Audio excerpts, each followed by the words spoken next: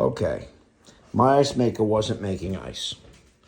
So I was actually putting water in it. You know what it was there? Oh, you got those things? This pipe was frozen. This feeds it in the back. Solid frozen. So's it right here. Frozen solid. I bought a new ice maker, but now that I took out the old one, I'm going to have to return it. This pipe is solid. Frozen solid. Now that you might not realize it, but that is ice right there. So how am I going to get that out of there? That is solid.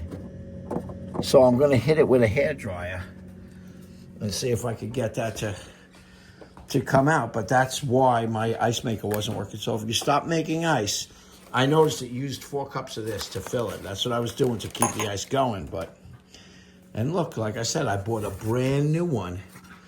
I don't know. I might just keep that and keep it on the side in case it breaks again. I don't know. Very aggravating.